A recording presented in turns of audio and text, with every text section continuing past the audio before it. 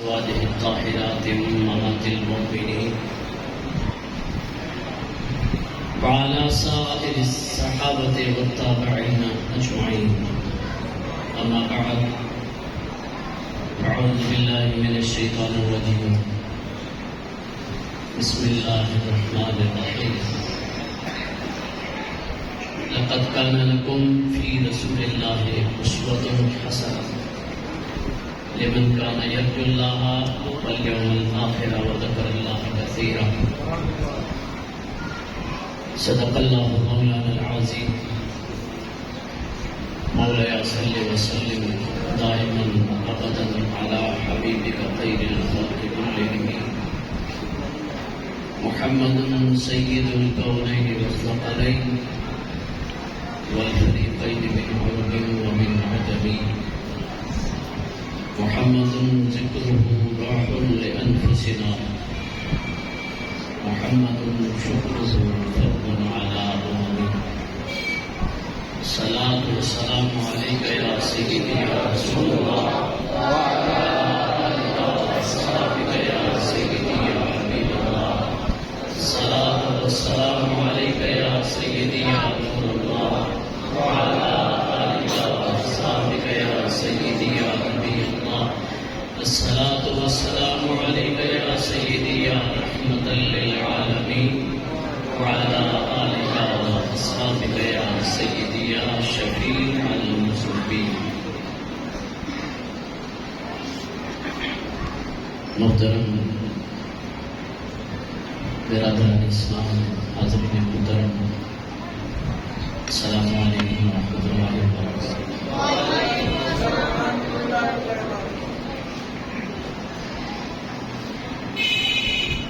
الحمدللہ آپ حضرات نے جس محبت کے ساتھ میرے ساتھ مل کر میرے کہے بغیر رسول کریم علیہ الصلوۃ والتسلیم پہ درود و سلام پڑھا، یہ عمل اس بات کا بنیاد ہے کہ آپ کی توجہات اپنے حبیب کریم علیہ الصلوۃ والتسلیم کے ساتھ پختہ ہے. ورنہ عموماً محافل میں لوگوں کو کوئی حدیث سنا کے کسی بات کی تحریض دلا کے پھر ان کو درود و سلام پہ آمادہ کرنا پڑتا ہے اور پھر بھی محفل نہیں پڑتا. لیکن آپ حضرات تحسین کے مستحق ہیں کہ حضور نبی رحمت علیہ الصلوۃ والتسلیم پر درود و سلام پڑھنا یہ آپ کا عمل بتا رہا ہے کہ آپ کا مشورہ ہے. اللہ میرا اور آپ کا یہ عمل قبول فرمائے. دوستان جی وقار، قرآن مجید فرقان حمید جو ہمارے لیے کتاب ہدایت ہے، اس میں اللہ رب العزت کی جو کلام مکرم کی یہ ایک آیت بینہ میں نے آپ کے سامنے تلاوت کی، اس میں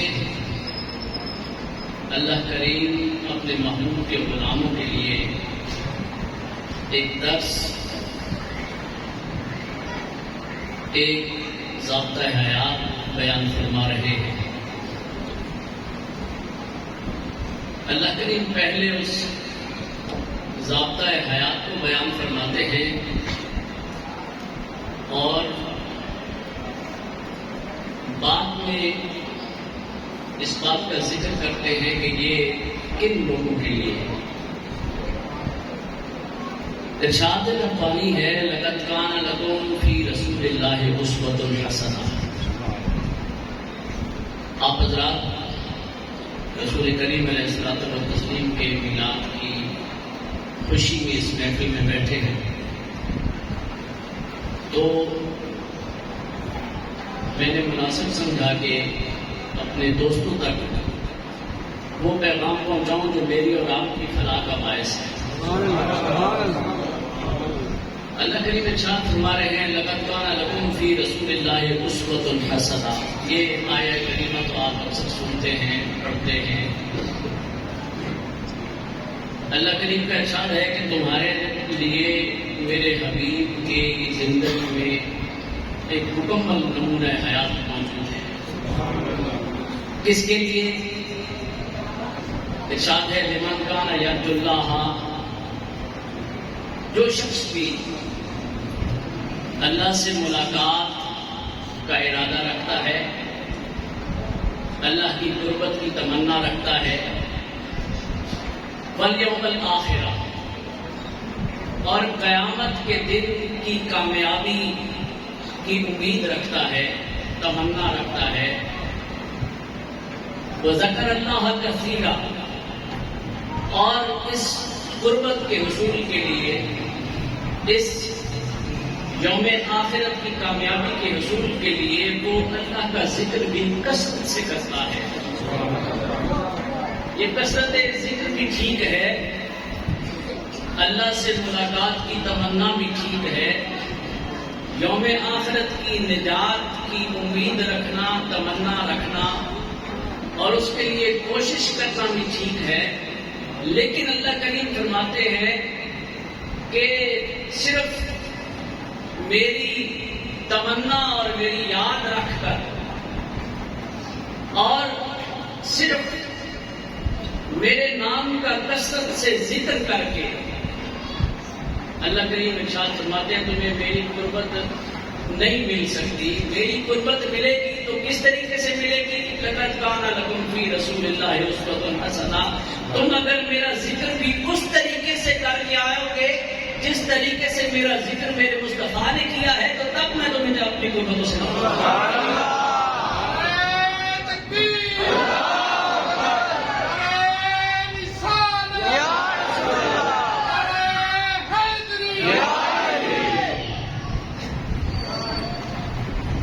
یہ بات یاد رکھنے کی ہے کہ ہمارے لیے رسول اللہ صلی اللہ علیہ وسلم کی زندگی اللہ رب العزت نے ہمارے اس معاشرتی زندگی کے لیے، اس زندگی کے لیے ہی رسول اللہ صلی اللہ علیہ وسلم کی زندگی کو اللہ رب العزت نے ہمارے لیے کامیابی کا زینہ اور نمونہ نہیں قرار دیا، بلکہ اپنی قربت کے حصول کے لیے، آخرت کی کامیابی کے لیے، اللہ کی رضا کے حصول کے لیے، اللہ کی جنت میں داخلے کے لیے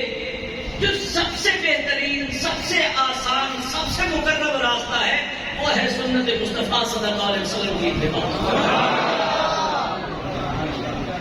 حضرت مجدد الفسانی رضی اللہ تعالیٰ عنہ فرماتے ہیں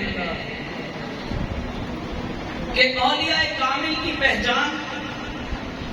یہ نہیں ہے کہ وہ ہواؤں میں اڑتا رہے، یہ بھی نہیں ہے کہ وہ اس کی کرامات بہت زیادہ ہوں، یہ بھی نہیں ہے کہ اس کی دعائیں بہت جو ہے وہ قبول ہوتی ہیں، یہ بھی نہیں ہے کہ لوگ اس کے پاس بہت زیادہ اکٹھے ہوتے ہیں، یہ بھی نہیں ہے کہ اس کے تعویذات میں بہت اثر ہے، یہ بھی نہیں ہے کہ اس کا چرچا بہت زیادہ ہے. آپ فرماتے ہیں مقرب انسان دیکھنا ہے تو اس کو دیکھو جو سب سے زیادہ رسول اللہ صلی اللہ علیہ وسلم کی سنت کی اتباع کرتا ہے. آپ فرماتے ہیں یہ میں کیوں کہہ رہا ہوں؟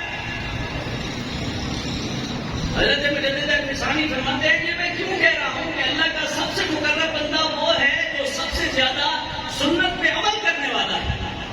اس کی وجہ یہ ہے کہ اللہ کریم نے اپنے محبوب کریم علیہ الصلوۃ والتسلیم کو اپنا سب سے مقرب بندہ بنایا. حضور نبی رحمت صلی اللہ علیہ وسلم کی ذات اللہ رب العزت کے سب سے زیادہ قربت میں رہنے والی ذات ہے، اور اللہ رب العزت نے رسول کریم علیہ الصلوۃ والتسلیم کو جو عمل نصیب فرمایا ہے، جو ذکر کی کیفیت نصیب فرمائی ہے، جو بھی عمل رسول اللہ صلی اللہ علیہ وسلم کی ذات سے اللہ رب العزت کی قربت کی خاطر صادر ہوا،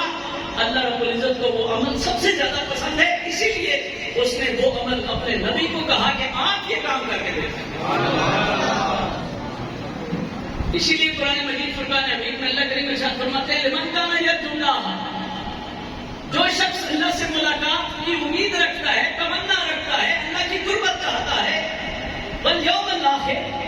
اور آخرت کی کامیابی چاہتا ہے، یوم محشر میرے عرش کی چھت اور میرے عرش کا سایہ چاہتا ہے، عذاب معاشر سے، معاشر کی سختی سے اپنی نجات چاہتا ہے،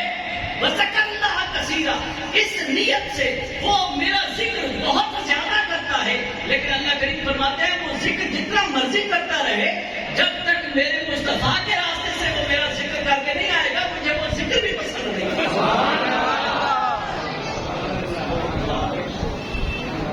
کائنات میں اللہ رب العزت اپنی یاد اور اپنے ذکر کو بھی اس طریقے سے پسند کرتے ہیں جس طریقے سے حضور نبی رحمت صلی اللہ علیہ وسلم نے اللہ کا ذکر کیا. اس لیے ہمارے لیے ضروری ہے کہ ہمیں اللہ نے رسول کریم علیہ الصلوۃ والتسلیم کی نسبت نصیب فرمائی. ہمیں اللہ نے رسول کریم علیہ الصلوۃ والتسلیم کی محبت نصیب فرمائی. ہمیں اللہ تعالیٰ نے رسول کریم علیہ الصلوۃ والتسلیم کے غلاموں کی محبت نصیب فرمائی. تو ہمارے لیے لازم کیا ہے؟ ہم اس بات کی تتبع کریں، اس بات کو ڈھونڈیں، اس بات کا اپنے علماء سے پوچھیں کہ رسول کریم علیہ الصلوۃ والتسلیم کا عمل کیسا ہے، حضور نبی رحمت صلی اللہ علیہ وسلم کی سنت کیا ہے، اور اس سنت کے مطابق اپنی زندگی گزاریں. اگر ہم اس سے آگے بڑھنے کی کوشش کریں گے، بلا شبہ ہمارا وہ عمل اللہ کی رضا کے لیے ہی ہو، لیکن اللہ رب العزت کو ہمارا وہ عمل پسند نہیں آئے گا، اس لیے کہ ہم رسول کریم علیہ الصلوۃ والتسلیم کی سنت سے آگے قدم نکال کر بے ادبی کے مرتکب ہو گئے. اور اللہ رب العزت یہ پسند نہیں فرماتے کہ کوئی انسان یہ سمجھے کہ میں ایسا عمل نہیں کر سکتا ہوں جس کو مجھ سے پہلے کسی ولی نے نہیں کیا، جس کو مجھ سے پہلے کسی نبی نے نہیں کیا، جس کو حضور نبی رحمت صلی اللہ علیہ وسلم نے جس کا اعلان نہیں فرمایا، لیکن وہ سمجھتا ہے کہ اس طریقے پہ جا کے وہ اللہ رب العزت کی زیادہ قربت حاصل کر سکتا ہے، تو اس کی یہ سوچ غلط ہے. اللہ رب العزت اس بندے پہ زیادہ توجہ فرماتے ہیں جو مصطفیٰ کی سنت کا حریص ہوتا ہے. ہم اہل سنت و جماعت کو اس بات کی سب سے زیادہ حرص ہونی چاہیے کہ ہم جو غلام مصطفیٰ ہونے کے دعوے دار ہیں، ہمیں اس بات کی سب سے زیادہ حرص ہونی چاہیے کہ ہم یہ سمجھیں کہ مصطفیٰ کی سنت کیا ہے، حضور نبی رحمت صلی اللہ علیہ وسلم کا عمل کیا ہے. حضرت عبداللہ بن عمر رضی اللہ تعالیٰ عنہ ایک مرتبہ سفر فرما رہے تھے. ہمارے بھی کچھ دوست سفر پہ نکلتے ہیں، بعض اوقات ظہر کا وقت ہو جاتا ہے اور بس والا جو ہے وہ بس ٹھہراتا ہے نماز کے لیے، لیکن اترنے والے وہ کہتے ہیں کہ نہیں، ہم نے سنت نہیں چھوڑی، زندگی میں کبھی نہیں چھوڑی، اس لیے ہم سنت جو ہے یہ پڑھ کے رہیں گے. بس والا انتظار کرتا رہے، دوسری سواریوں کو کوفت ہوتی رہے، لیکن ہم نے یہ ظہر کی پہلی سنتیں بھی پڑھنی ہے، 2 فرض پڑھنے ہیں، اس کے بعد کی سنتیں بھی پڑھنی ہے، پھر جو ہے ہم جا کے بس میں بیٹھے. حضرت عبداللہ بن عمر رضی اللہ تعالیٰ کو سفر فرما رہے ہیں. آپ ظہر کی نماز کا وقت ہوتا ہے، پڑھاؤ کرتے ہیں، لوگ اترتے ہیں، آپ 2 فرض نماز ادا کر کے فارغ ہو جاتے ہیں. کچھ افراد جو ساتھ ہیں وہ اس وقت نوافل میں مشغول ہوتے ہیں. تو حضرت عبداللہ بن عمر کو تعجب ہوتا ہے. آپ فرماتے ہیں یہ لوگ کیا کر رہے ہیں؟ فرمایا حضور نفل ادا کر رہے ہیں. آپ فرمانے لگے میں نے رسول اللہ صلی اللہ علیہ وسلم کے ساتھ سفر کیا، میں نے کبھی آپ کو سفر میں نفل پڑھتے نہیں دیکھے. میں نے حضرت ابو بکر صدیق رضی اللہ تعالیٰ عنہ کے ساتھ سفر کیا، میں نے آپ کو سفر میں کبھی نفل پڑھتے نہیں دیکھے. میں نے حضرت امیر المومنین عمر رضی اللہ تعالیٰ عنہ کے ساتھ سفر کیا، میں نے آپ کو دن میں کبھی نفل پڑھتے نہیں دیکھے. دن کا لفظ آپ نے اس لیے استعمال کیا کہ رسول کریم علیہ الصلوۃ والتسلیم رات کے موقع پر تہجد کی نماز ادا فرمایا کرتے ہیں. وہ تہجد کی نماز کے علاوہ جو ظہر کی نماز آ گئی تو اس میں آپ دن کے نوافل جو ہے وہ نہیں پڑھا کرتے تھے، سفر جو ہے وہ اپنا طے کیا کرتے تھے. حضرت عبداللہ بن عمر ان لوگوں پہ حالانکہ وہ عمل اللہ کی رضا کے لیے کر رہے ہیں. میرا بیان کرنے کا مقصد یہ ہے کہ ان لوگوں کا وہ عمل جو تھا، جو نفل نماز پڑھ رہے تھے، وہ اپنی کسی ذاتی طلب میں نہیں پڑھ رہے تھے، وہ نفل اللہ کی رضا کے لیے پڑھ رہے تھے۔ تو آپ فرمانے لگے اگر میں سفر میں نفل نماز پڑھوں تو بہتر ہے میں فرض بھی 4 پڑھ لوں، لیکن جب میں اللہ کا حکم مان کے سفر میں فرض جو ہے وہ قصر پڑھ رہا ہوں، 2 فرض پڑھ رہا ہوں، تو رسول اللہ صلی اللہ علیہ وسلم کی ابتداء میں یہ ہم پہ لازم آتا ہے کہ ہم نبی رحمت صلی اللہ علیہ وسلم کے عمل کو سمجھیں۔ اگر حضور نبی رحمت صلی اللہ علیہ وسلم نے قصر نماز کے ساتھ نوافل پڑھے ہوتے تو عبداللہ بن عمر بھی پڑھتا، لیکن آپ فرماتے ہیں میں نہیں سمجھتا کہ ان لوگوں کا یہ عمل جو ہے یہ اللہ کی بارگاہ میں قربت پانے والا ہے، اس لیے کہ یہ عمل سنت کی مخالفت میں جا رہا ہے۔ ہمارا علماء کرام نے لکھا کہ ہم جو دعائیں مانگتے ہیں وہ دعائیں بھی اگر ہم سنت سے تجاوز کر جاتے ہیں، مثلا امام جو ہے وہ دعا کرتے ہیں ربنا آتنا فی الدنیا حسنۃ وفی الآخرۃ حسنۃ وقنا عذاب النار وقنا عذاب القبر وقنا عذاب الحشر وقنا عذاب المیزان۔ ہمارے علماء نے لکھا ہے کہ ایک شخص الگ سے عذاب قبر سے پناہ مانگتا ہے، ٹھیک ہے، رسول اللہ صلی اللہ علیہ وسلم کی دعا ہے اللہم انی اعوذ بک من عذاب القبر وعذاب جہنم واعوذ بک من فتنة المحیا والممات واعوذ بک من فتنة المسیح الدجال۔ عذاب قبر کی علیحدہ سے دعا پناہ مانگ سکتا ہے، لیکن رسول اللہ صلی اللہ علیہ وسلم نے جو دعا مانگی ہے نماز کے بعد وہ اتنی ہے جس کا قرآن میں ذکر ہے ربنا آتنا فی الدنیا حسنۃ وفی الآخرۃ حسنۃ وقنا عذاب النار۔ اور میرے کریم آقا صلی اللہ علیہ وسلم نے ارشاد فرمایا ہے صحابہ ہر نماز کے بعد اس دعا کو اپنی زندگی کا حصہ رکھیں۔ علماء نے لکھا کہ ٹھیک ہے آپ عذاب قبر سے بھی پناہ مانگتے ہیں، صراط کے عذاب سے بھی سختی سے بھی پناہ مانگتے ہیں، آپ حشر کے عذاب سے سختی سے بھی پناہ مانگتے ہیں، یہ سارا عمل ٹھیک ہے، لیکن کیونکہ یہ دعا سنت سے تجاوز کر جاتی ہے اس لیے اس دعا کے مقابلے میں اگر آپ صرف ربنا آتنا فی الدنیا حسنۃ وفی الآخرۃ حسنۃ وقنا عذاب النار پڑھیں گے تو آپ کی یہ دعا اللہ کی بارگاہ میں جلد مقبول ہے۔ یہ میں نے مثالیں آپ کے سامنے اس لیے رکھی ہیں کہ آپ کو سمجھاؤں کہ اللہ کریم کیا ارشاد فرما رہے ہیں لقد کان لکم فی رسول اللہ اسوۃ حسنہ، تمہارے لیے میری نبی کی ذات میں نے اپنے نبی کو ہر عمل وہ دیا ہے تو مجھے سب سے زیادہ محبوب ہے۔ میرے نبی کا سجدہ کرنا، میرے نبی کا رکوع کرنا، میرے نبی کا قیام کرنا۔ حضرت امام ربانی ایک جگہ مکتوبات شریف میں ارشاد فرماتے ہیں کہ اگر یہ جو اولیاء جو ہیں وہ جنگلوں میں نکل کے مجاہدے کرتے پھرتے ہیں، اگر انہیں یہ خبر ہو جائے کہ ایک مرتبہ اللہ کے حضور سجدے میں سر رکھنے پہ اللہ رب العزت کتنا راضی ہوتا ہے اور کتنے انعامات نازل کرتا ہے، تو کوئی بھی اللہ کا ولی جنگلوں کی طرف اللہ کو راضی کرنے کے لیے نہ جائے بلکہ نماز میں سجدے میں سر رکھ کے تک راضی۔ اس لیے کہ نماز کا عمل جو ہے یہ اللہ نے اپنے محبوب کریم علیہ الصلوۃ والتسلیم کو عطا فرمایا۔ تو اللہ رب العزت نے رسول کریم علیہ الصلوۃ والتسلیم کو جو عمل بھی نصیب فرمایا، جو آپ کھانا کھاتے ہیں، جس طرح کا آپ لباس پہنتے ہیں، جس طرح کی حضور نبی رحمت صلی اللہ علیہ وسلم کی وضاحت تھا، جو آپ کا ظاہری عمل تھا، جو آپ کے نوافل تھے، جو آپ کی نماز،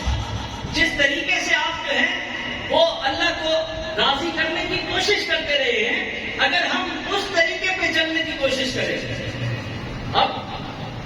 بعض لوگ جو ہیں وہ یہ سوال کرتے ہیں کہ جناب ہم دیکھتے ہیں کہ باہر جو لوگ سعودی عرب میں موجود ہیں، گلف اسٹیٹس میں موجود ہیں،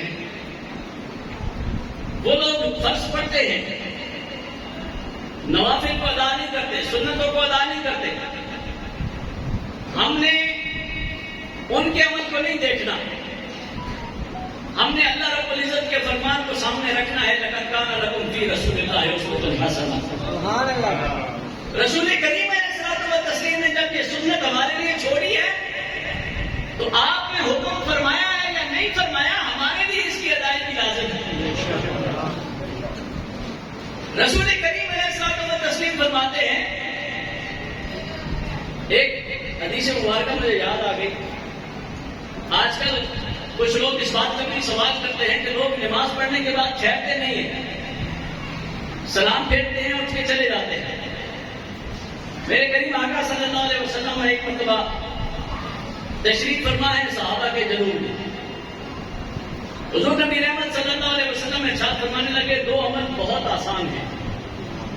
بہت کم وقت لیتے ہیں، لیکن انسان ان سے غافل ہو جاتا ہے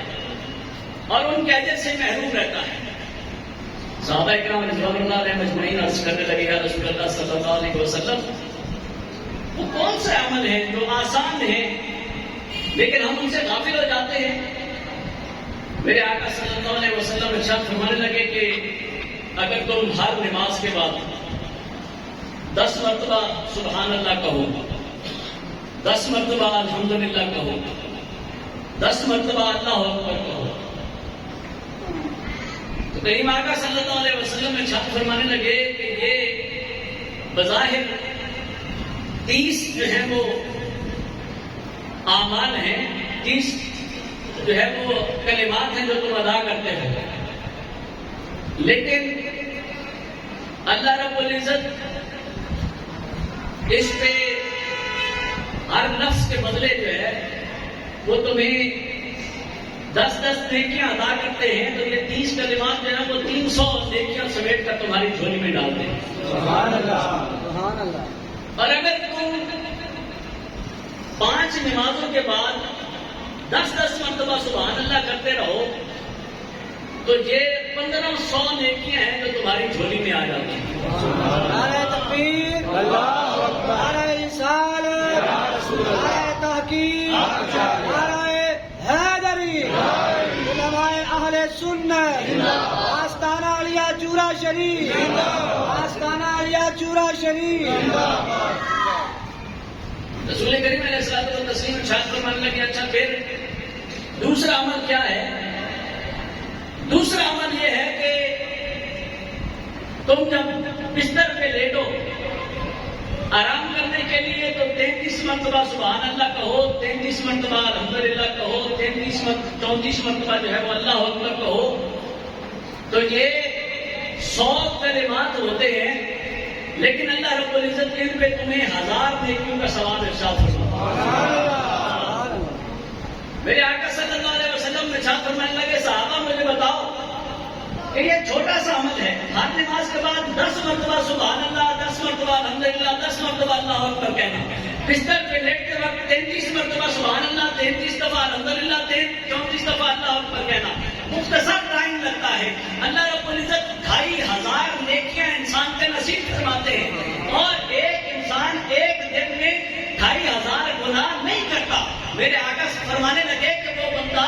ایک دن میں 100 گناہ کرے گا، 200 گناہ کرے گا، 500 گناہ کرے گا، 1000 گناہ کمائے گا، وہ 1000 گناہ 1000 نیکیوں کے ساتھ پلس مائنس ہو جائے گا، پھر بھی اس کے دامن میں 1500 نیکی ہے وہ ایک دن کی بچ جاتی ہے. اب اگلی بات سنیں جس کے لیے میں نے یہ حدیث آپ کو سنائی. صحابہ کرام رضوان اللہ علیہ مجمعین کرنے لگے، عرض کرنے لگے، یا رسول اللہ ہم غافل کیسے ہوتے ہیں؟ میرے آقا صلی اللہ علیہ وسلم ارشاد فرمانے لگے کہ جب تم نماز کے لیے کھڑے ہوتے ہو تو شیطان تمہارے پاس حاضر ہو جاتا ہے اور تمہیں آ کر تمہارے کام یاد دلاتا ہے. میں فلاں کام بھی کرنا ہے، میرا فلاں کام بھی رہتا ہے، میرا فلاں کام بھی رہتا ہے، فلاں دوست سے بھی ملنا ہے، فلاں جگہ سے میں لیٹ ہو رہا ہوں، فلاں جگہ سے دیر ہو رہی ہے، فلاں کام میں تاخیر ہو رہی ہے. کوئی بھولی ہوئی چیز یاد آ جاتی ہے، گھر میں کوئی سامان رکھا تھا وہ گم گیا تھا، نماز پڑھتے ہوئے وہ یاد آ جاتا ہے، اور بندہ جو ہے وہ سلام پھیرتے ہی، یہ 1 منٹ سے کم وقت کا عمل ہے، لیکن بندہ یہ دوبارہ نہیں کرتا. یہ میں نہیں کہہ رہا، رسول کریم علیہ الصلوۃ والتسلیم ارشاد فرما رہے ہیں کہ جب تم نماز میں کھڑے ہوتے ہو شیطان تمہیں 1000 کام یاد دلا دیتا ہے، اور پھر تم سلام پھیرتے ہو، اور سلام پھیرتے ہی تم اللہ السلام علیکم السلام تبارک جلالہ والے کام کہہ کر باہر نکلتے ہو مسجد سے، اور اس ثواب سے محروم ہو جاتے ہیں.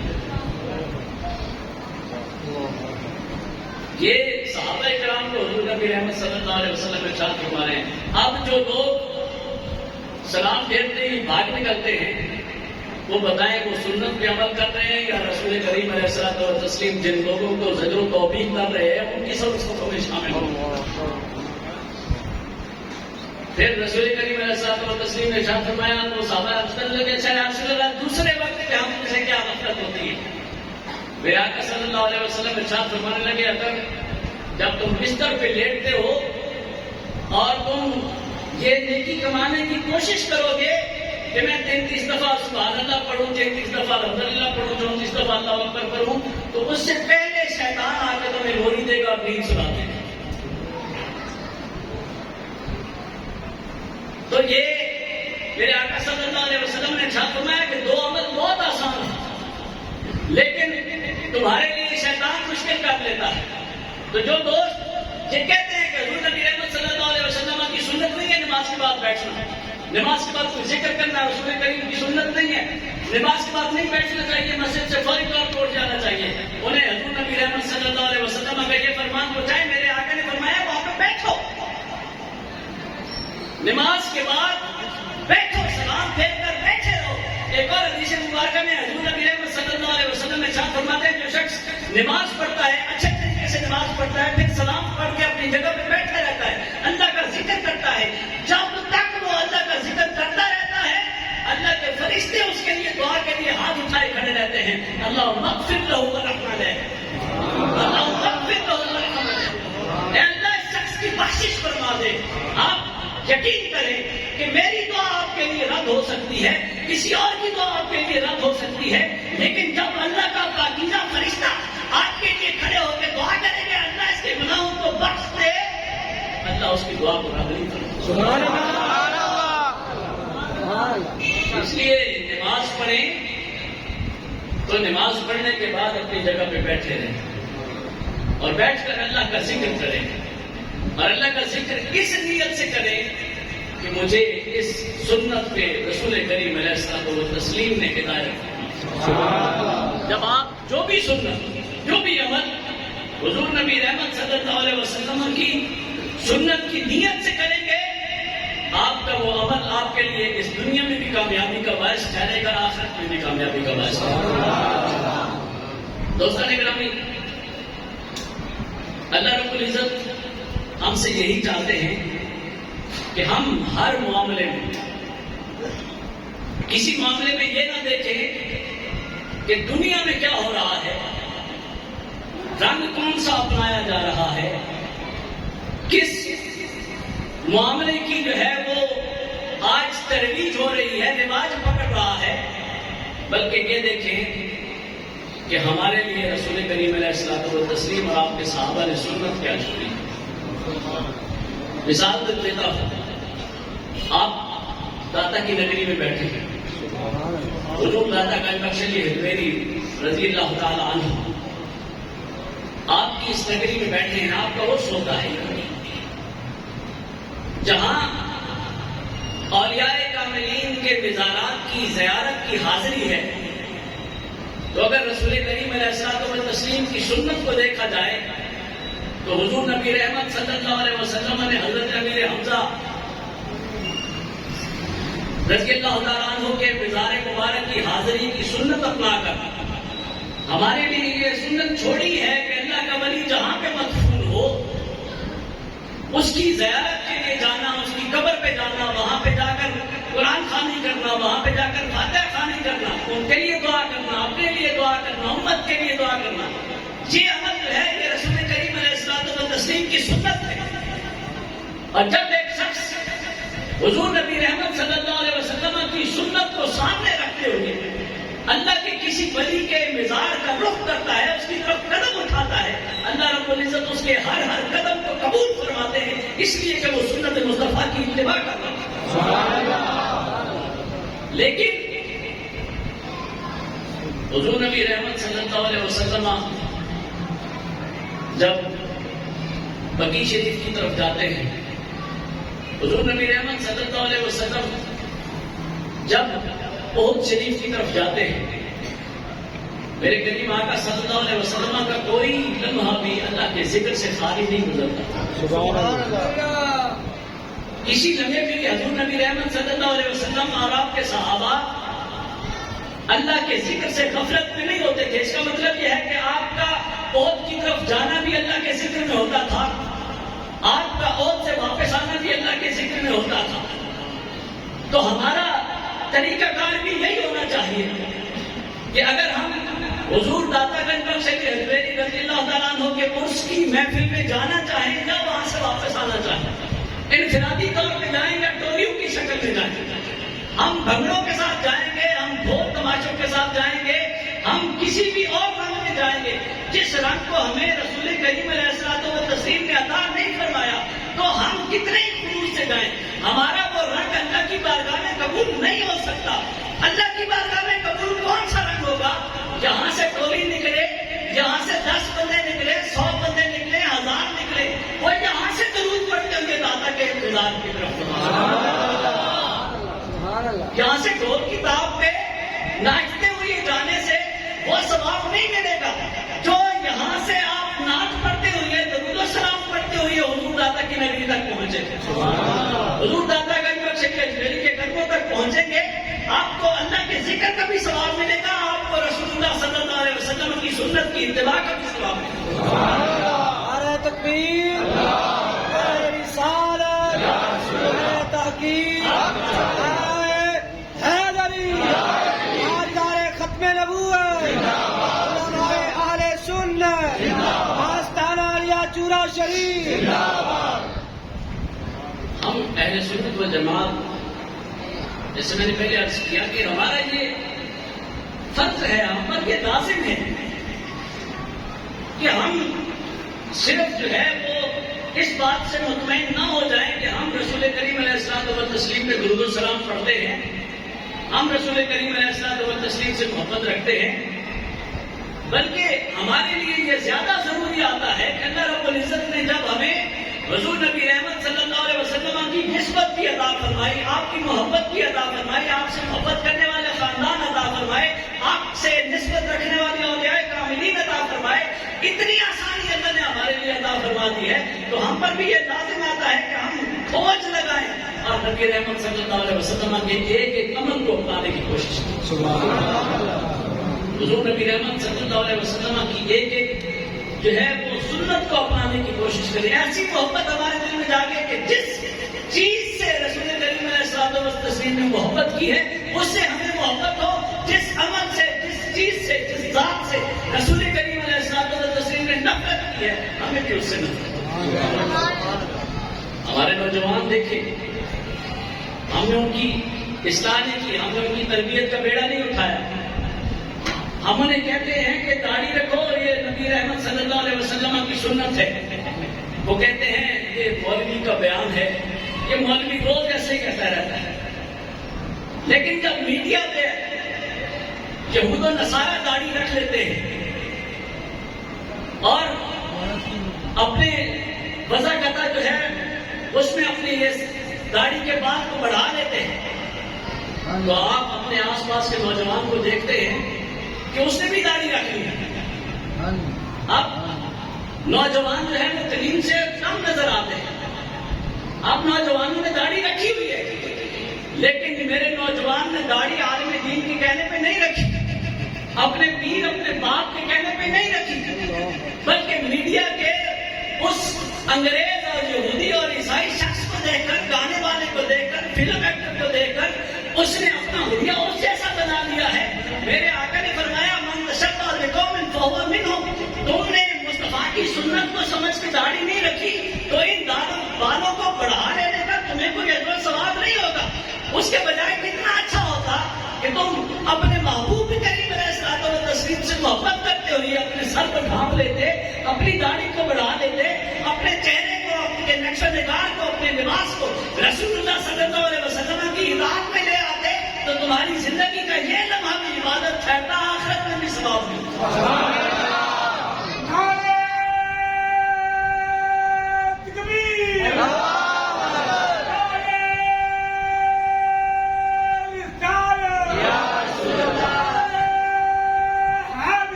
ہر صاحب یہ نبی اور یہ جو خوبصورت نعرہ لگا ہے، اس نعرے کے حساب سے بھی ہمارے لیے جہاں رسول کریم علیہ السلام والتسلیم کا عمل ہمارے لیے اس لائق ہے کہ جس کام کو میرے نبی رحمت صلی اللہ علیہ وسلم نے کیا ہم وہ کام کریں، جس چیز کو کریم آقا صلی اللہ علیہ وسلم نے پسند فرمایا ہم اسے پسند کریں۔ یقیناً جن ہستیوں سے میرے نبی رحمت صلی اللہ علیہ وسلم نے محبت کی ہے، اس ہر ہستی سے محبت کرنا بھی ہمارے لیے آخرت کی کامیابی کا باعث بنے۔ جیسے ایک صحابی رسول حضور نبی رحمت صلی اللہ علیہ وسلم کی بارگاہ میں آتے ہیں، آپ کہتے ہیں کہ میں وہاں پہنچا تو میں نے دیکھا حضور نبی رحمت صلی اللہ علیہ وسلم کدو شریف کی سبزی جو ہے وہ تناول فرما رہے ہیں، وہ بڑے شوق سے اس کو کھا رہے ہیں۔ آپ نے فرمانے لگے کہ مجھے یہ دیکھ کر محسوس ہوا کہ حضور نبی رحمت صلی اللہ علیہ وسلم کو یہ سبزی بہت پسند ہے۔ فرمانے لگے کہ جب سے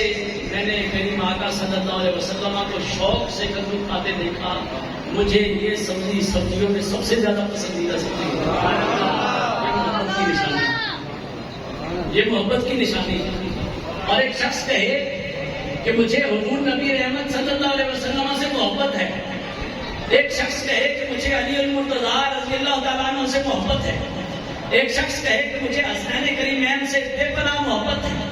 ایک شخص کہے کہ مجھے رسول کریم علیہ الصلوۃ والتسلیم کے اہل بیت سے بے پناہ محبت ہے، لیکن وہ کہے کہ مجھے حضرت ابوبکر کا نام سن کر میرے دل میں تھوڑا سا غصہ آ جاتا ہے، حضرت عمر فاروق کا نام سن کر میرے دل میں تھوڑی سی خلش آ جاتی ہے، تو اسے اپنے ایمان کی تجدید کرنی چاہیے، اسے اپنے ایمان کی خبر لینی چاہیے۔ ایک صحابی رسول سبزی رسول اللہ صلی اللہ علیہ وسلم کو شوق سے کھاتے دیکھتا ہے تو وہ یہ کہتا ہے کہ اب پہلے یہ سبزی مجھے پسند تھی یا نہ تھی، لیکن رسول نے اس کو پسند کر لیا ہے تو یہ سبزی مجھے ساری سبزیوں سے زیادہ بھلی محسوس ہوتی ہے۔ جس ابو بکر کو رسول اپنے دائیں گھٹنے کے ساتھ گھٹنا ملا کے بٹھائیں اور جس عمر فاروق کو رسول اپنے بائیں گھٹنے کے ساتھ گھٹنا ملا کر بٹھائیں، ہمارے لیے اس ابو بکر و عمر کے لیے اگر ہمارے دل میں بغض یا نفرت یا غصہ یا کسی کمی کجی کی کیفیت آتی ہے تو ہمیں ان کی ہستیوں کی طرف نہیں دیکھنا چاہیے، اپنے ایمان کی خبر لینی چاہیے کہ ہماری محبت کس سمجھ کو جا رہے ہیں۔ یہ یاد رکھیں، لقد کان لکم فی رسول اللہ اسوۃ حسنہ، تمہارے لیے اللہ کریم یہ نہیں کہہ رہے کہ یہ جو اسوہ حسنہ میں نے رکھا ہے یہ فقط پگڑی ساتھ میں رکھ لینے سے اسوہ حسنہ پورا ہو جائے گا، یہ داڑھی سجا لینے سے اسوہ حسنہ پورا ہو جائے گا، یہ لباسی وضع قطع کر لینے سے اسوہ حسنہ پورا ہو جائے گا، یہ تھوڑے سے کھانوں کو مسواک کو اپنی سنت بنا لینے سے اسوہ حسنہ پورا ہو جائے گا۔ نہیں، جس ہستی سے، جس ذات سے، جس چیز سے، جس عمل سے مصطفیٰ نے پیار کیا ہے اس سے پیار کر کے دکھاؤ گے تو اللہ نے بتاتے میں تمہاری محبت قبول کروں گا۔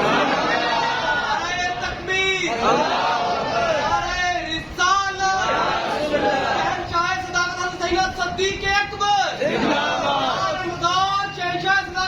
صدیق اکبر صدیق اکبر تحقیق حیدری غوثیہ۔ یہ سوچنے کی بات ہے، ہمیں حضرت ابوبکر صدیق رضی اللہ تعالیٰ عنہ اور سیدنا عمر فاروق رضی اللہ تعالیٰ عنہ کے بارے میں کچھ لوگ میڈیا پہ، سوشل میڈیا پہ باتیں کر کے ہمارے نوجوان نسل کو گمراہ کرنے کی کوشش کر رہے ہیں، لیکن اپنے نوجوانوں کے لیے اور وہ لوگ جو ان کی باتیں سن کر بہک رہے ہیں ان کو میں یہ کہنا چاہتا ہوں، کیا تمہیں ان لوگوں کی باتوں کا تو اعتبار ہے لیکن رسول اللہ کی زبان کا اعتبار نہیں ہے؟ یہ کیسی محبت ہے، یہ کیسا ایمان ہے کہ ہمیں ان لوگوں کی بات تو اچھی لگتی ہے لیکن حضرت ابو موسیٰ اشعری فرماتے ہیں کہ میں ایک روز رسول کریم علیہ الصلوۃ والتسلیم کے ساتھ مدینہ کی ایک چار دیواریوں میں سے ایک چار حویلیوں میں سے ایک حویلی میں تھا. میں اور نبی کریم صلی اللہ علیہ وسلم بیٹھے ہیں. دستک ہوتی ہے, کوئی شخص اندر آنے کی اجازت طلب کرتا ہے. میرے آقا فرماتے ہیں ابو موسیٰ جاؤ اور جو آنے والا ہے اس کو اندر آنے کی اجازت بھی دے دو اور اس کو جنت میں داخلے کی بشارت بھی دے دو. حضرت ابو موسیٰ اشعری فرماتے ہیں میں گیا, میں نے دیکھا کہ وہاں پہ حضرت ابو بکر صدیق رضی اللہ تعالیٰ عنہ کھڑے. میں نے کہا ابو بکر آپ کو نبی رحمت صلی اللہ علیہ وسلم اندر آنے کی بھی اجازت دے رہے ہیں اور ساتھ یہ فرما رہے ہیں ابو بکر کو کہہ دو اس پہ اللہ نے اپنی جنت کو حلال فرماتے ہیں. ابو بکر کہنے لگے الحمدللہ, اللہ کا بڑا شکر ہے جس نے محبوب کے صدقے مجھ پر یہ انعام فرمایا. فرماتے ہیں ابو بکر آ کے بیٹھ کے رسول کریم علیہ السلام نے آپ کو اپنے دائیں طرف بیٹھنے کا کہا. اتنے میں پھر سے آواز آتی ہے, پھر سے کوئی شخص داخلے کا تمنا آئی ہے. آپ فرماتے ہیں میں نے پھر جو ہے وہ رسول کریم علیہ السلام کی طرف دیکھا. آپ صلی اللہ علیہ وسلم نے ارشاد فرمانے لگے ابو موسیٰ جاؤ اور جو آنے والا ہے اس کو اندر آنے کی بھی اجازت دے دو اور جنت میں داخلے کی بھی بشارت دے دو. آپ فرماتے ہیں جو دوسرے شخص آنے والے تھے وہ سیدنا عمر رضی اللہ تعالیٰ عنہ. یہ کیسے ہو سکتا ہے کہ آپ کا نبی, میرا نبی, وہ نبی جس کو اللہ رب العزت نے قیامت تک کا علم عطا فرمایا, وہ نبی جو حضرت ابو ہریرہ رضی اللہ تعالیٰ عنہ کو بٹھا کر ان کے سینے میں قیامت تک کا علم انڈیل رہا ہے, اور حضرت ابو ہریرہ کہتے ہیں چاہتے ہو تو میں قیامت تک آنے والے سارے واقعات بیان کر کے تمہارے سامنے رکھ سکتا ہوں. جس نبی کو اللہ نے اپنے غیب سے اتنا خزانہ عطا فرما دیا, اس نبی کو اللہ نے نہیں بتایا ہوگا کہ ابو بکر تمہارے بعد تمہاری بیٹی کے ساتھ ظلم کر سکتا ہے. ہم یہ کیسے تصور کر سکتے ہیں؟ ہم یہ کیسے ان لوگوں کی باتوں پہ جو ہے وہ دھیان دے دیتے ہیں اور اپنے نبی رحمت صلی اللہ علیہ وسلم کے بارے میں نہیں سوچتے کہ حضرت ابو بکر صدیق رضی اللہ تعالیٰ عنہ کو نبی رحمت اتنی قربت نصیب فرما رہے ہیں, اتنا پیار دے رہے ہیں کہ صحابہ کرام فرماتے ہیں نہ مکہ میں, نہ مدینہ میں, نہ سفر میں, کسی معاملے میں بھی حضرت رسول اللہ صلی اللہ علیہ وسلم کبھی ابو بکر و عمر کے سوا نہ سفر کرتے ہیں, نہ کھانا کھاتے ہیں, نہ مسجد کی نشست کرتے ہیں, نہ باہر نکلتے ہیں. حضرت نبی رحمت صلی اللہ علیہ وسلم اکیلے نکلتے ہیں, ابو بکر و عمر آپ کے پیچھے چلے جاتے ہیں. ابو بکر و عمر نہیں ملتے, نبی رحمت صلی اللہ علیہ وسلم صحابہ بھیج کے انہیں بلا لیتے ہیں. نہ ابو بکر و عمر کے بغیر محمد عربی صلی اللہ علیہ وسلم کو چین آتا ہے, نہ محمد عربی صلی اللہ علیہ وسلم کے بغیر ابو بکر و عمر کو چین آتا ہے. ہم کون ہوتے ہیں جو یہ تصور بھی کر سکے کہ جن کے ساتھ نبی رحمت صلی اللہ علیہ وسلم نے اتنا پیار کیا ہے, اتنا زیادہ قربت سے نوازا ہے, ان سے رسول کی بیٹی کے متعلق کچھ غلطی ہو جائے, وہ رسول کی بیٹی پر ظلم کر بیٹھے. اور اللہ کریم تو قرآن مجید فرقان حمید میں ارشاد فرماتے ہیں وما للظالمین من انصار, جو ظالم ہیں ان کو روز محشر تو کوئی مددگار نہیں ملے گا, کوئی سفارشی نہیں ملے گا. میں ان کے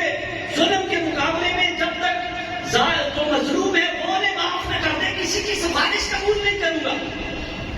لیکن رسول کریم علیہ الصلوۃ والتسلیم تو ان کی زندگی, اپنی زندگی میں انہیں جنت کی بشارت دے رہے ہیں. اور پھر عمر رضی اللہ تعالیٰ عنہ, ان کے بارے میں آپ غلط سوچ رہے, ان کے بارے میں یہ تصور کرتے ہیں کہ روایات میں آتا ہے عمر نے فاطمہ رضی اللہ تعالیٰ عنہ کا خط جلا دیا, گرا دیا. روایات کو ایک طرف رکھیں, آپ ذرا یہ سوچیں عمر کو مصطفیٰ کی بارگاہ میں بھیجا کس نے؟ رسول کریم علیہ الصلوۃ والتسلیم نے تو دو شخصوں کا انتخاب کیا تھا. میرے آقا صلی اللہ علیہ وسلم نے تو یہ دعا کی تھی کہ یا اللہ عمر بن خطاب یا عمر بن ہشام ان دونوں میں سے کسی ایک کو دائرہ اسلام میں داخل کرنا. سوچنے کی بات ہے. رسول کریم علیہ الصلوۃ والتسلیم نے اللہ سے دعا کی تھی یا اللہ یہ دو شخص طاقتور ہیں, قوت والے ہیں, اسلام کے غلبہ کے لیے کام کر سکتے ہیں, دشمن کے مقابلے میں اپنا سینہ تان کے نکل سکتے ہیں اور دشمن پہ دہشت کاری کر سکتے ہیں، ان میں سے ایک عمر بن خطاب ہے، ایک عمر بن حشام ہے. یا اللہ ان دونوں میں سے کسی ایک کو مسلمان کر دے. تو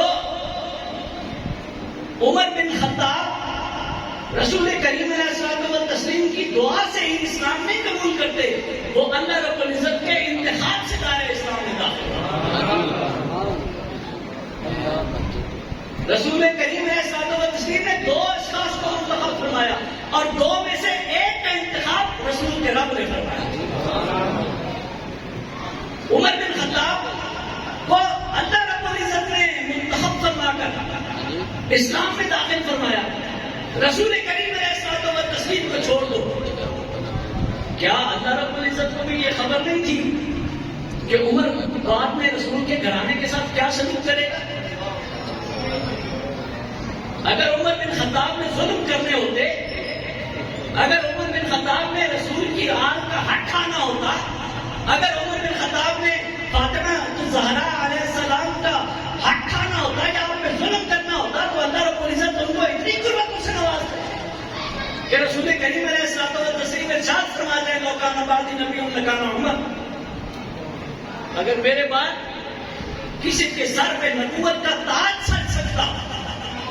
نبوت کس کو ملتی ہے؟ جو اپنے مقامات پہ اتنا زیادہ اللہ کی قربتوں میں چلا جائے کہ ولی بھی پیچھے رہ جائیں، غوث بھی پیچھے رہ جائیں، قطب الاقطاب بھی پیچھے رہ جائیں، قطب افراد بھی پیچھے رہ جائیں، شہداء بھی پیچھے رہ جائیں، جو ہے وہ صدیقین وہ بھی پیچھے رہ جائیں. وہ ان سارے مقامات کو طے کر کے جب بلندیوں میں پہنچتے تھے رسول کریم علیہ الصلوۃ والتسلیم سے پہلے، تو اللہ رب العزت اس شخص کے سر پہ نبوت کا تاج سر سجاتے تھے. لیکن کریم آقا صلی اللہ علیہ وسلم پہ نبوت ختم ہو گئی، رسالت ختم ہو گئی. میرے آقا نے فرمایا میرے بعد اگر تم اس قابل ہوتا نبوت کا تاج سجانے کے، تو اللہ رب العزت نے عمر کی زندگی کو اتنا خوبصورت، اتنی قربت والا بنا دیا ہے کہ نبوت کا تاج سیدہ عمر کے ساتھ.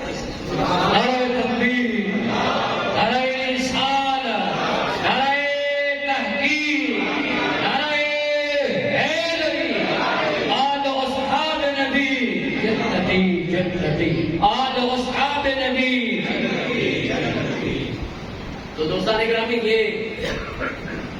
ان اعتراض کی طرف نہ دیکھا کریں، اپنے نبی رحمت صلی اللہ علیہ وسلم کی طرف دیکھو کہ انہوں نے کن ہستیوں سے محبت کی ہے، انہوں نے کن کو اپنی قربتوں میں رکھا ہے. جن کو رسول اللہ صلی اللہ علیہ وسلم نے اپنی قربت میں رکھا، ہمارے لیے لازم ہے کہ ہم ان کے کسی عمل کی طرف، کسی روایت کی طرف، کسی اور حدیث کی طرف نہ دیکھیں، بلکہ یہ معاملہ دیکھیں کہ رسول کریم علیہ الصلوۃ والتسلیم نے ان کو کیا قربت عطا فرمائی. حضرت امیر معاویہ رضی اللہ تعالیٰ عنہ، آپ کو رسول کریم علیہ الصلوۃ والتسلیم اللہ کے کلام کی کتابت کا فریضہ سونپیں. آپ کو رسول کریم علیہ الصلوۃ والتسلیم اپنی قربت نصیب فرمائیں. آپ کو رسول کریم علیہ الصلوۃ والتسلیم کے بعد، جب خلفائے راشدین کے بعد اسلامی حکومت کی بات توڑ آپ سنبھالتے ہیں، تو دیکھیں حضرت عمر فاروق رضی اللہ تعالیٰ عنہ 22.5 لاکھ مرتبہ پہ حکومت کرتے رہے. سبحان اللہ. حضرت عثمان غنی رضی اللہ تعالیٰ عنہ کا دور آیا، اسلامی سلطنت علماء نے لکھا کہ 44 لاکھ مرتبہ پہ پھیل گئے. اور جب حضرت امیر معاویہ رضی اللہ تعالیٰ عنہ کا دور آتا ہے تو اسی سلطنت کو اللہ رب العزت 64 لاکھ مربع میل تک کی وسعت دے دیتے ہیں. اللہ کی نصرت نبی کے اس صحابی کے ساتھ موجود تھی. ان کا اور امیر المومنین حضرت علی رضی اللہ تعالیٰ عنہ کا جو بھی معاملہ ہوا، جب حضرت امام حسن صلح فرما دیتے ہیں تو ہمیں ان کے بارے میں کوئی گفتگو نہیں کرنی چاہیے. اور ایک روایت جس سے ہمارے اہل سنت کے نوجوانوں کا ذہن خراب کیا جاتا ہے، وہ روایات سنائی جاتی ہے کہ امیر معاویہ رضی اللہ تعالیٰ عنہ نعوذ باللہ ممبروں پہ کھڑے ہو کر گالی دلوایا کرتے تھے حضرت علی رضی اللہ تعالیٰ عنہ۔ ایک صحابی رسول جس کی تربیت رسول کریم علیہ الصلوۃ والتسلیم نے کی ہو، اس سے یہ ممکن نہیں ہے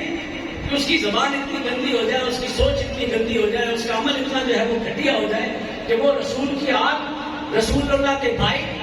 امیر المومنین کو گالیاں دلوائیں۔ یہ ممکن ہی نہیں ہے۔ جو روایت، باقی روایات جتنی بھی تاریخی کتابوں میں ہیں ان کے بارے میں تو ہمارے علماء نے لکھا کہ وہ ضعیف روایات ہیں، وہ موضوع روایات ہیں، وہ قابل تسلیم ہی نہیں ہے۔ لیکن صحیح مسلم کی ایک روایت کا حوالہ دیتے ہیں، حضرت سعد بن ابی وقاص کی روایت کہ ان سے امیر معاویہ رضی اللہ تعالیٰ عنہ نے یہ سوال کیا کہ سارے لوگ جو ہیں وہ حضرت علی رضی اللہ تعالیٰ عنہ پہ تنقید کر رہے ہیں، تو صاحب تم کیوں نہیں تنقید کر رہے ہیں؟ اب جو یہاں پر روایت میں لفظ استعمال ہوا ہے وہ سب کا لفظ استعمال ہوا، اور اس سب کے لفظ سے سارے اس کا یہ ترجمہ کرتے ہیں کہ امیر معاویہ نے کہا کہ تم علی کو نعوذ باللہ گالی کیوں نہیں دیتے، اور پھر یہ کہا کہ جی ممبروں پہ گالیاں دلوائی جاتی رہی، جمعہ کے خطبے نہیں ہوتے تھے، یہ نہیں ہوتا تھا۔ میں آپ کو صحیح مسلم کی روایت سنانے لگا ہوں۔ سیدہ عائشہ صدیقہ رضی اللہ تعالیٰ عنہا ارشاد فرماتی ہیں کہ دو شخص جو ہیں وہ رسول کریم علیہ الصلوۃ والتسلیم کے پاس آئے اور آ کر حضور نبی رحمت صلی اللہ علیہ وسلم سے کچھ کلام کیا، اور کلام انہوں نے کیا بات کی یہ میں نے نہیں سنی۔ سیدہ عائشہ صدیقہ رضی اللہ تعالیٰ عنہ فرماتی ہیں کہ دو بندے حضور نبی رحمت صلی اللہ علیہ وسلم کے پاس آئے اور کچھ بات کی، انہوں نے کیا بات کی یہ میں نے نہیں سنا، لیکن ان کی بات سن کر حضور نبی رحمت صلی اللہ علیہ وسلم غصے میں آ گئے، فَسَبَّهُمَا وَلَعَنَهُمَا۔ یہ سیدہ عائشہ صدیقہ رضی اللہ تعالیٰ عنہ کے الفاظ ہیں، اور صحیح مسلم کی حدیث ہے، صحیح حدیث ہے۔ آپ فرماتی ہیں فَسَبَّهُمَا وَلَعَنَهُمَا، اگر اس کا صحیح ترجمہ کریں، جو لفظ ذکر ہوئے ہیں ہم انہی الفاظ میں ذکر کریں تو نعوذ باللہ من ذالک، رسول اللہ صلی اللہ علیہ وسلم کے بارے میں یہ سیدہ عائشہ صدیقہ رضی اللہ تعالیٰ عنہ ارشاد فرما رہی ہے کہ رسول اللہ صلی اللہ علیہ وسلم ان دو لوگوں کی بات سن کر غصے میں آ گئے، فَسَبَّهُمَا وَلَعَنَهُمَا۔ میں اس کا ترجمہ کو نہیں کر سکتا، لیکن میں آپ کو سمجھانا چاہتا ہوں کہ یہ سب کا لفظ جو ہے یہ صرف گالی کے معنی میں نہیں آتا، سب کا لفظ زجر و توبیخ کے معنی میں آتا ہے۔ سب کے لفظ کا عربی میں ترجمہ ہے تنقید کرنا، تنقید کرنا، گالی دینا، برا بھلا کرنا، جھڑکنا، یہ سارے معنی سب کے لفظ میں شامل ہیں۔ اور سیدہ عائشہ صدیقہ رضی اللہ تعالیٰ عنہ اگر رسول اللہ صلی اللہ علیہ وسلم کے لیے سب کا لفظ استعمال کر رہی ہے، لعنہما کا لفظ استعمال کر رہی ہے، تو اس کا ترجمہ ہم یہ کریں گے کہ رسول کریم علیہ الصلوۃ والتسلیم جب زیادہ غصے میں آ گیا ان کی بات سن کر تو ان پر سخت زجر و توبیخ کی، ان کے ساتھ سخت کلمات جو ہے وہ ادا کیے۔ لیکن رسول کریم علیہ الصلوۃ والتسلیم کے بارے میں ہم یہ تصور بھی نہیں کر سکتے کہ کریم آقا صلی اللہ علیہ وسلم نے غصے میں بھی آ کر ان کو گالی دی ہو۔ نعرہ تکبیر! یہ آپ حضرات کے ذہنوں تک یہ پیغام پہنچانے کے لیے کہ ہمیں جو سب سے زیادہ ہم پہ رکاوٹ آ جاتی ہے، ہمارے منہ بند ہو جاتے ہیں،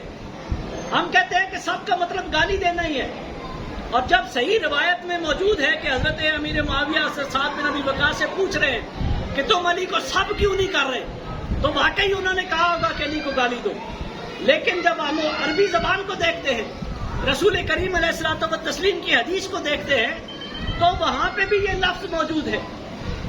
حضرت ابو ہریرہ رضی اللہ تعالیٰ عنہ روایت فرماتے ہیں، بخاری شریف کی حدیث ہے، صحیح حدیث ہے۔ حضرت ابو ہریرہ رضی اللہ تعالیٰ عنہ فرماتے ہیں اللہ کے رسول کو میں نے سنا آپ دعا فرماتے ہیں اللہ رب العزت سے، اللہم ما من عبد مؤمن سببته فاجعلہ ذلک قربۃ عندک یوم القیامہ۔ حضرت ابو ہریرہ رضی اللہ تعالیٰ عنہ فرماتے ہیں کہ رسول کریم علیہ الصلوۃ والتسلیم کو میں نے سنا اللہ سے دعا فرما رہے ہیں،